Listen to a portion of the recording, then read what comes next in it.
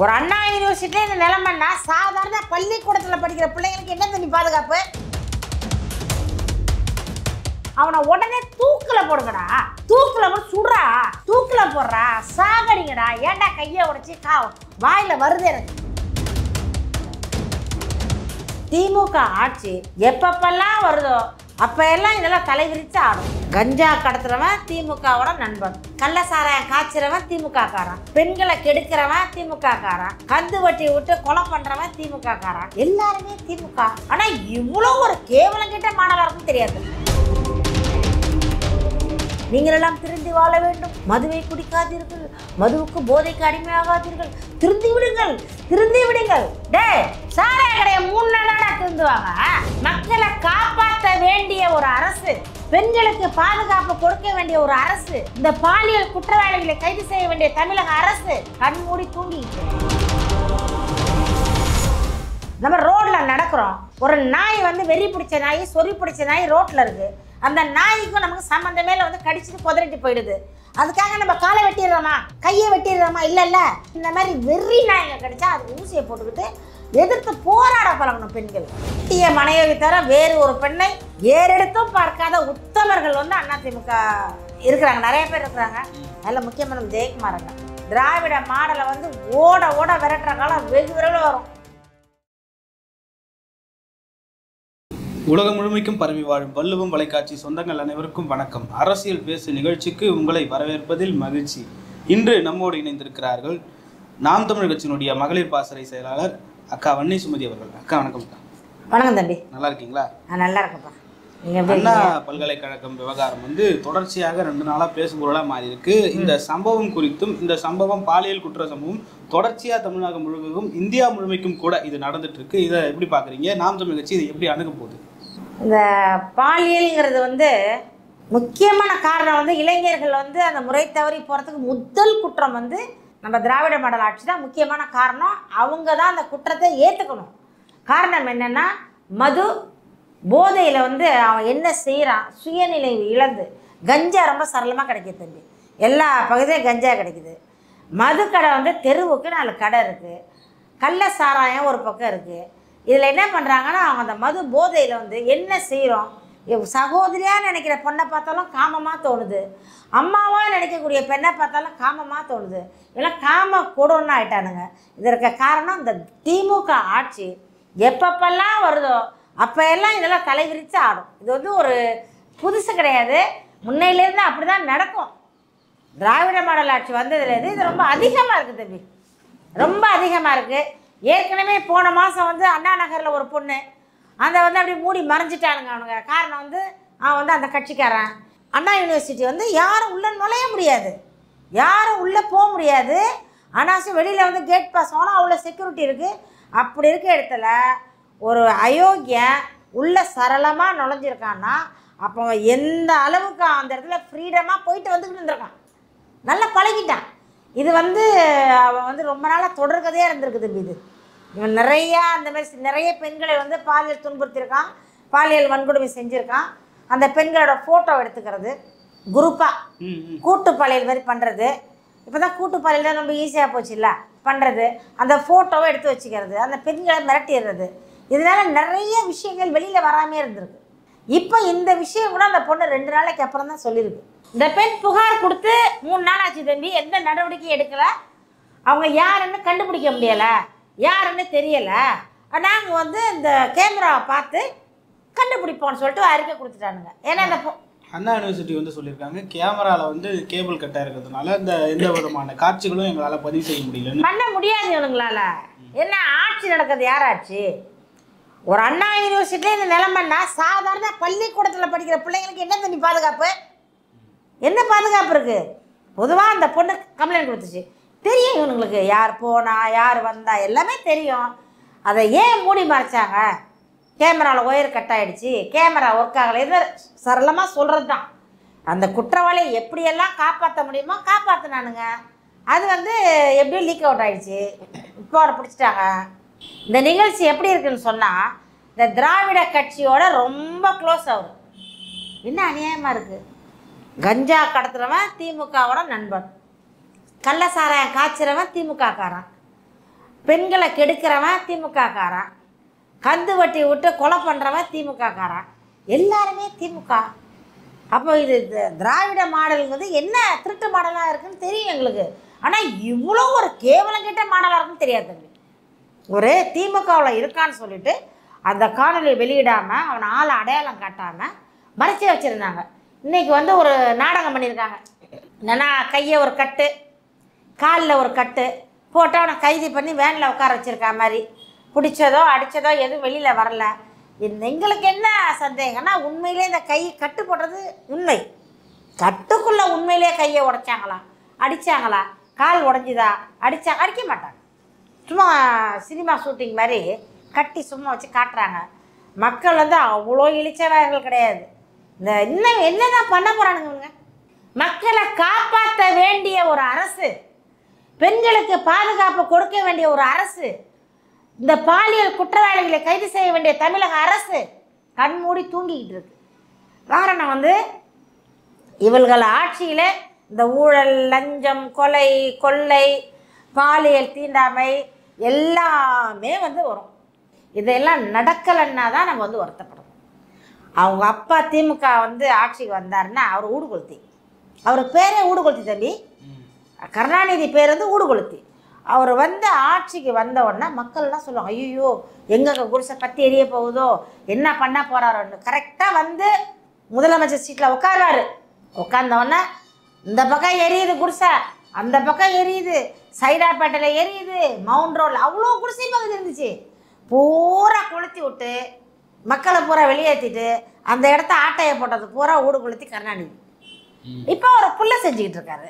அடுத்தது பேரனும் வாரிசு வருது. எப்படி நாடு உருப்படும்? இந்த திராவிட மாடல் ஆட்சியில் இதெல்லாம் நடக்கலைன்னா தான் நீங்கள் ஆச்சரியப்படணும். நடக்கும். இவர்கள் ஆட்சியில் வந்து கொள்ளை தாராளமாக நடக்கும், கொலை சர்வசாதாரணமாக நடக்கும், கஞ்சா நல்ல பழக்கத்தில் இருக்கும், சாராயம் அதிகமாக கிடைக்கும், கடை அதிகமாக திறப்பாங்க. இதெல்லாம் நடக்கிறது வந்து தாலி அறுப்பாங்க பெண்கள். அதிக தாலி அறுக்கிறது திமுக ஆட்சியில் தான். இதெல்லாம் நடக்கலைன்னா தான் கவலைப்படணும். இன்னும் கற்பழிப்பு, புதுசாக அந்த கூட்டுப்பாலியல், இன்னும் இந்த மீடியாலாம் இல்லைன்னு வச்சுக்கோங்க, நடக்கிறதே வெளியில் தெரியாமல் அமைக்கிறாங்க. பொள்ளாச்சியில் கூட்டுப்பாலியல் பண்ணாங்க ஒரு பெண்ணை, அதுக்கு இன்றைக்கி வரைக்கும் நீதி இல்லை. அனிதா கொலை வழக்கில் இன்றைக்கி வரைக்கும் நீதி இல்லை.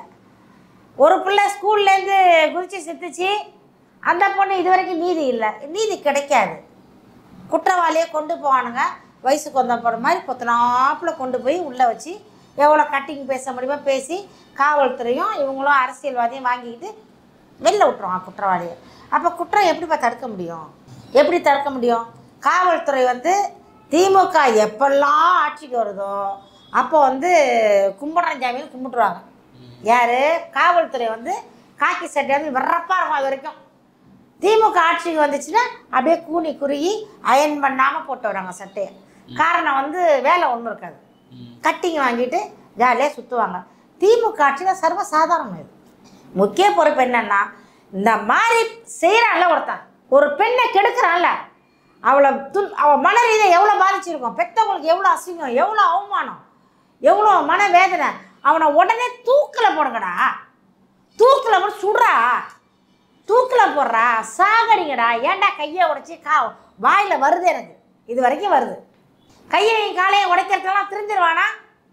திருந்த மாட்டான். சும்மா ஒப்புக்கு சீன் போடாதீங்க. நீங்கள்லாம் நாங்களாம் அடிக்கிறோம், நீ அழுவுற மாதிரி அழுவு, நாங்கள் அடிக்கிற மாதிரி அடிக்கிறோம் சொல்லிட்டு மாவு கட்டு போட்ட சொல்லிட்டு பொய் கட்டை போட்டு உட்கார வச்சுக்கிட்டு ட்ராமா பண்ணுறீங்க நீங்கள். எப்போ பாரு திமுக காரன் பண்ணுற அநியாயம் தாங்க முடியல. உறவு வச்சுக்கிறது, போய் பண்ணுறது, கஞ்சா கடத்துறது திமுககாரன். இப்படியே பண்ணி இந்த திராவிட மாடல் நாசமாக போகிற மாடல் வந்ததுலேருந்து நாடு நாசமாக போச்சு. லஞ்சம் பெருத்து போச்சு, ஊழல் பெருத்து போச்சு, கொள்ளை அதிகமாகிடுச்சு, கொலை அதிகமாகிடுச்சு, கற்பழிப்பு அதிகமாகிடுச்சு, சாராய கடை அதிகமாகிடுச்சு, கஞ்சா பெருகிருச்சு. இந்த இதில் வாகனத்தில் வந்து 2 பேர் போக முடியலை, காரில் பயணம் பண்ண முடியல, ரயிலில் போக முடியலை, எங்கே போனாலும் பாலியல் தொல்லை. என்னடா இருக்குது? அக்கா தங்கச்சி தானடா உங்களுக்கு. இதை வந்து சட்டம் சரியில்லை தம்பி. ஒரே ஒரு தவறு, சட்டம் ஒழுங்கு சரி கிடையாது. இந்த வெளிநாட்டிலலாம் பார்த்தீங்கன்னா உடனே தூக்கிடுவானுங்க. கெடுத்தானா, குற்றம் பண்ணானா உடனே அன்னைக்கே தூக்கிடுவாங்க. உயிரோடு இருக்கவே முடியாது அவங்களால. அதை மாதிரி செய்ய மாட்டான். இவனுங்க என்ன பண்ணானுங்க, உடனே ஏற்கனவே இந்த போட்டோவனால வெளியிட்டுறானுங்க. கூட இந்த பரதேசி நாயங்க சொல்கிறானுங்க, இது வந்து குற்றம் வந்து நிறைவேறிச்சு, நாங்கள் வந்து பிடிச்சிட்டோம், குற்றவாளியை பிடிச்சிட்டோம். என்ன மாறத்தட்டிக்கிறீங்க? எத்தனை குற்றவாளியை பிடிச்சிங்க நீங்கள்?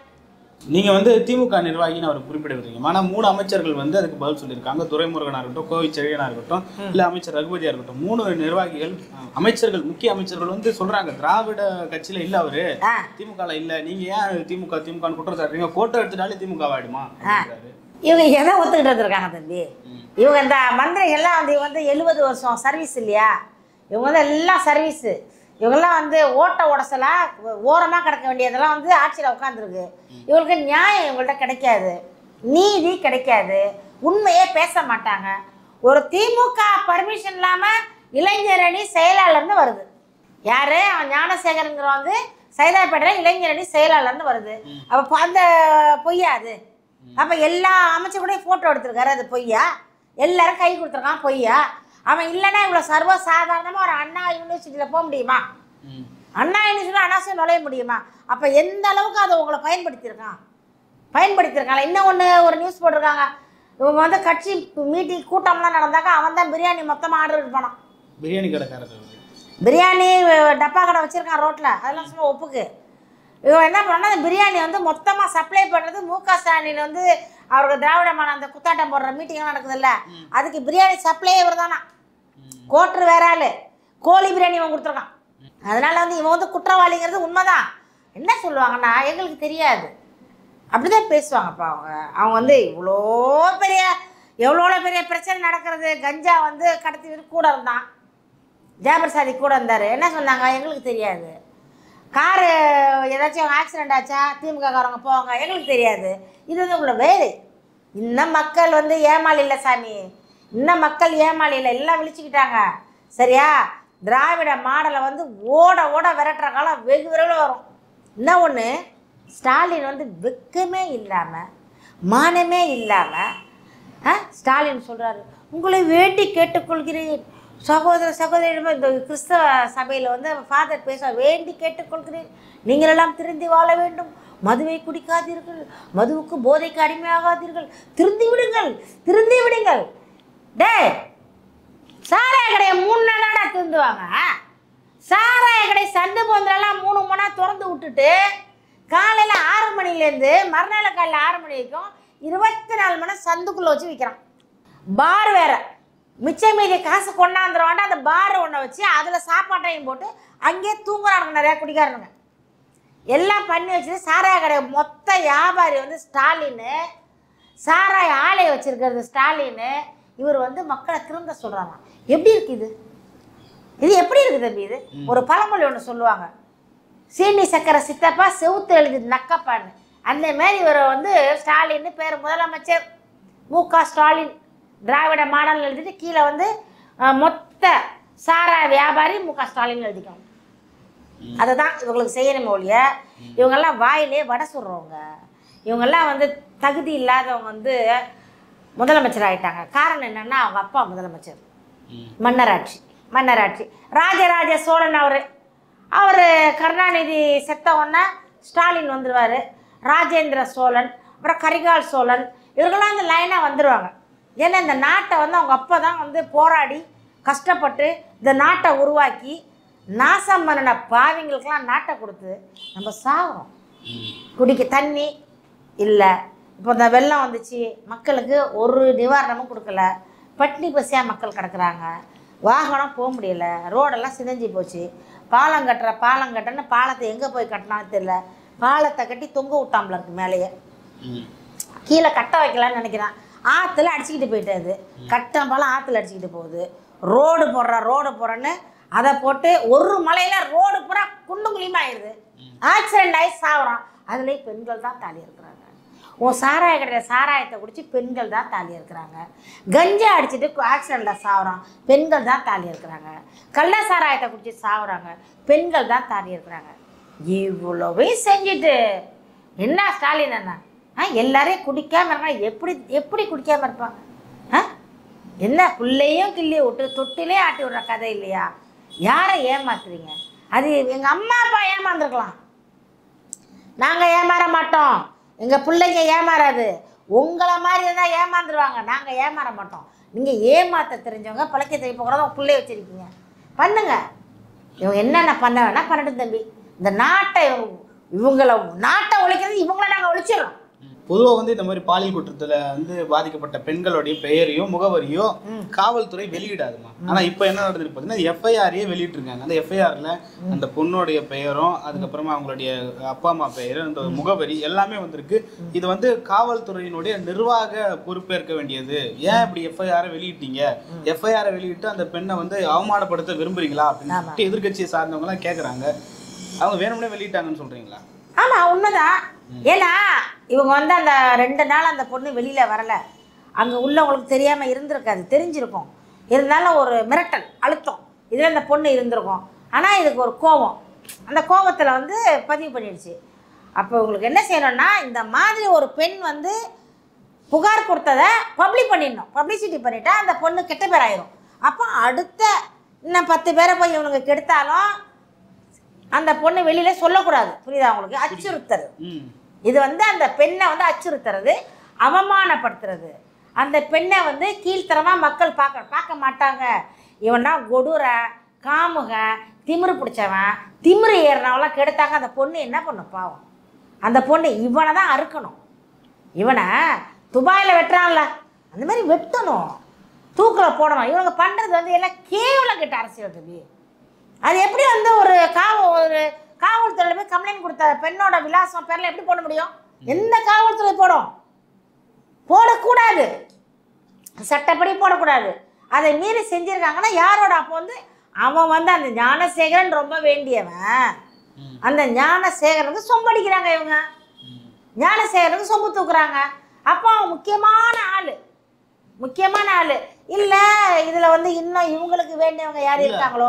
இதில் வந்து ஒருத்தருடைய பேர் தான் வெளியிட்டிருக்காங்க, ஒருத்தர் தான் கைது பண்ணியிருக்காங்க. இன்னொரு நபர் யாருன்ற சந்தேகம் எல்லார் மத்தியிலையும் போயிட்டு இருக்கு. அப்போ அந்த இன்னொரு நபர் யாரா இருப்பாங்க அப்படின்றது கேள்வி. அதாவது திருடன் வந்து இப்போ ஒளிஞ்சிக்கிட்டு இருக்கான், இதை கூண்டுக்குள்ளே இருக்கான். அதனால தான் இவனை காப்பாற்றுறாங்க. இவனை ஞானசேகரன் வந்து ஒரு பொறுக்கி புறம்போக்கு ஒரு அக்கா தங்கச்சி, உண்மையிலேயே அக்கா தங்கச்சி கூட பிறந்தானா, நல்ல தாய் வயிற்றில் பிறந்தானா, நல்ல மனைவியோட வாழ்கிறானா, இவன் உண்மையிலே பெண்களை மதிக்க தெரிஞ்சானா, மானங்கெட்ட ஈத்திர இவனை வந்து அறுக்கணும். இவனுக்கெல்லாம் தூக்கு தண்டனை கொடுக்கணும், கட்டாயமாக தூக்கு தண்டனை தரணும். எங்கள் அண்ணன் சீமானார் தான் சொல்கிறாரு, ஒருத்தராக தூக்கணும் தம்பி. இதுக்கு காரணம் வந்து என்னென்னா, இந்த இதில் வந்து நிறைய பேருன்னு சொல்கிறாங்க. இது வரைக்கும் யாருமே வரல. அந்த பெண்ணையும் மிரட்டியிருப்பாங்க, இந்நேரம் அவங்க குடும்பத்தை மிரட்டியிருப்பாங்க. சில பேர் வந்து தைரியசாலி வந்து நம்மள மாதிரி தைரியசாலியாக தான் பேசுவாங்க. பயந்தவங்க என்ன பெண்ணோட வாழ்க்கை போயிடும் தூக்கி உள்ளே வச்சு செய்வானுங்க இவனுங்க. காவல்துறை எப்படி தெரியுமா? ஃபுல்லாக வந்து திமுகவுக்கு சொம்படிக்கிற வேலையை பார்த்துக்கிட்டு இருக்காங்க. ஒரு காவல்துறை வந்து மிகவும் தைரியமாக இல்லையே தம்பி. ஒரு பெரிய அதிகாரம்லாம் முன்னெல்லாம் இருந்தாங்க, அதிகாரத்துக்கு கட்டுப்படாமல் கூட இருந்துருக்காங்க. நிறைய காவல்துறை வந்து இருந்திருக்கு. ஒரு லிமிட்டு தான், அந்த லிமிட்டை தாண்டி போகும்போது இவங்க சொல்லலாம், ஏம்மா இதான் எங்கள் லிமிட்டு, நீங்கள் இவ்வளோ தான் சொல்ல முடியும், இந்த கேஸெல்லாம் நாங்கள் வந்து வெளியிட்டே ஆகணும். மக்கள் எப்படி விழிப்புணர்வு அடைவாங்க தம்பி? நீ எல்லாத்தையும் மூடி மறைச்சினா கெடுக்கிறது பிறகு திமுக காரன் கெடுத்துருவான். இப்போ எனக்கு என்னென்னா, அங்கே பெரிய ஆளுங்களோட பசங்க இருக்கணும் கூட. திமுக முக்கியமான அந்த உள்ளே இருக்கிறவங்களோட பிள்ளைங்க இருக்கணும். அதனால தான் இவங்க வந்து மூடி மறைக்கிறாங்க. அப்போ இவன்கிட்ட சொல்லியிருப்பாங்க, கவலைப்படாத, நாங்கள் ஒரு கட்டு போடுறோம், நாங்கள் வெளியில் மாவு கட்டின்னு சொல்லிக்கிறோம், நான் உன்னை அடித்த கையை உடச்சின்னா ஆமான்னு சொல்லு, நடக்கும் போது நொண்டி நட, நீ இதெல்லாம் பண்ணினா எங்கள் பிள்ளைய காட்டி கொடுக்கக்கூடாது, நான் உன் மேலே குற்றம் என்னன்னு வெளியில் கொண்டாந்து சொல்லியிருப்பாங்க. திருட்டு திராவிட மாடல் சொல்லியிருக்கோம். அதனால தான் வந்து யாரையும் சொல்ல மாட்டேங்கிறாங்க. இன்னும் அந்த பொண்ணோட பேரெல்லாம் சொல்லக்கூடாது தம்பி, மகா தப்பு. அந்த பெண் வந்து அது துணிஞ்சு வந்து சொன்னதே பெரிய விஷயம். அது அந்த பொண்ணோட பேர் அதெல்லாம் சொல்கிறது பெரிய மகா தப்பு. அப்போ இவங்க வந்து உண்மையான ஒரு காவல்துறையாக அவங்க செயல்படணும். ஒரு ஒரு ரகசியத்தை வந்து காப்பாற்றணும். யார் என்னன்னா அந்த ரகசியத்தை கடைசி சொல்லக்கூடாது. அப்போ இவங்க எல்லாத்தையும் லூஸ் பண்ணி விட்டுட்டாங்க. அப்போ என்ன நினைக்கிறாங்கன்னா, அந்த பொண்ணை அவமானப்படணும், இதெல்லாம் பண்ணிக்கணும், அந்த பொண்ணை ஒரு சூசைட் பண்ணிக்கலாம், ஏதாச்சும் பண்ணிக்கட்டும்ன்ற இப்படி தான் வந்து அனிதாவை பண்ணினாங்க. அந்த நியூஸ் வெளியிட்டு அனிதா வந்து சாகத்துக்கான அந்த நாய்ங்க தான். அதனால் வந்து என்ன சொல்கிறேன்னா, இந்த பெண் தைரியமாக இருக்கணும், இந்த பெண்ணு தைரியமாக இருக்கணும். நம்ம ரோட்டில் நடக்கிறோம், ஒரு நாய் வந்து வெறி பிடிச்ச நாய், சொறி பிடிச்ச நாய் ரோட்டில் இருக்குது. அந்த நாய்க்கும் நமக்கு சம்மந்தமே இல்லை, வந்து கடிச்சிட்டு குதறிட்டு போயிடுது. அதுக்காக நம்ம காலை வெட்டிடுறோமா, கையை வெட்டிடுறோமா? இல்லைல்ல, தடுப்பு ஊசி இருக்குது. அதை போட்ட நாய் கடிக்க ஊசி இருக்கு இல்லையா? அதேமாரி இந்த மாதிரி வெறி நாய்ங்க கடிச்சா அதுக்கு ஊசியை போட்டுக்கிட்டு எதிர்த்து போராட பழகணும் பெண்கள். பெண்கள் வந்து இது எனக்கு அவமானம் அசிங்கம்னா பெண்களுக்கு மட்டும் அவமானம் இல்லை, பெண்களுக்கு மட்டும் அசிங்கம் இல்லை, ஆண்களுக்கும் இருக்குது. சம பங்கு ஆண்களுக்கு இருக்குது. தவறு செஞ்சவன் எவ்வளோ தில்லா நடக்கிறான்னு நம்மளும் நடக்கணும். கெடுத்தானா அவன் மேலே கேஸை போட்டு தூக்கணும். அரசாங்கம் தூக்கலையா, நாங்கள் வர்றோம்டா, இருடா, நாங்கள் நாம் தமிழர் கட்சி வந்துச்சுன்னா ஒரு செஞ்சு 1 மணி நேரம் தூக்கிடணும். தவறுகள் வந்து செய்யும் பொழுது தண்டனை கடுமையாக இருக்கணும் தம்பி. தண்டனை அதிகமானா தவறுகள் குறையும்.